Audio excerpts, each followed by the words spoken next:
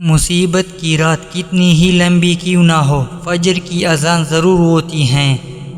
پریشانی ایک مہلک مرض ہے، اس کی شفا صرف اور صرف اللہ پاک کے ذکر میں ہے، اس کے علاوہ اس کا کوئی علاج نہیں۔ جن لوگوں کے ناک کے بال زیادہ بڑھتے ہیں وہ لوگ بیمار رہتے ہیں۔ سونے سے قبل نیم گرم پانی کے 3 گھونٹ پینے سے 100 سال تک معدے میں گندگی جمع نہیں ہوگی۔ پیشاب کی جلن دور کرنے کے لیے کھانے کے بعد 1 کھجور کھائیں۔ جو لوگ ناشتہ میں سلاد کھاتے ہیں ان کا پیٹ کبھی باہر نہیں آتا۔ ہچکی نہ رک رہی ہو تو نمک والا پانی پی لے۔ قبض کے دوران کیلا کھانے سے پرہیز کریں ورنہ پخانا سخت ہو جائے گا۔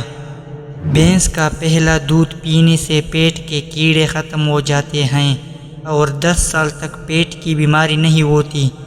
آدھے سر کا درد ہو تو سورج طلوع ہونے سے پہلے گرم دودھ کے ساتھ جلیبی کھائیں۔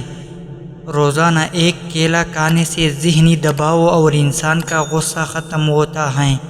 بخار کے مرض میں مبتلا لوگوں کے لیے بکری کا دودھ بہت فائدہ مند ہے۔ رات کو پیشاب کر کے سونے سے زندگی بھر گردے خراب نہیں ہوتے۔ بدن میں خارش ہو یا درد ہو رہا ہو تو گرم پانی سے غسل کر لیں۔ گندم کے دانے شہد کے ساتھ کھانے سے جسمانی طاقت میں اضافہ ہو جاتا ہے۔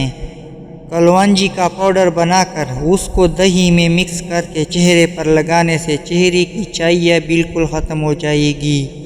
سرسوں کا تیل اگر ناف میں لگایا جائے تو اس سے بالوں کی خشکی دور ہو جاتی ہے۔ چہرہ چمکدار ہو جائے گا، آزما بہتر رہے گا، نظر میں بہتری آئے گی۔ جوڑوں کے درد لیے مفید ہیں۔ اگر سرسوں کے تیل سے پاؤں کی مالش کی جائے تو نہ کمر جھکے گی، نہ جوڑوں کا درد ہوگا، نہ سر درد اور نہ دانت درد، نہ بڑھاپا جلدی آئے گا۔ اگر بینائی ہمیشہ تیز رکھنا چاہتے ہیں تو سونے سے پہلے پاؤں میں تیل کی مالش کریں۔ خارش والی جگہ پر انڈے کی سفیدی اور پٹکڑی ملا کر لگائیں، خارش ختم ہو جائے گی۔ ویڈیو پسند آئے تو لائک، شیئر، سبسکرائب، کمنٹ ضرور کرنا۔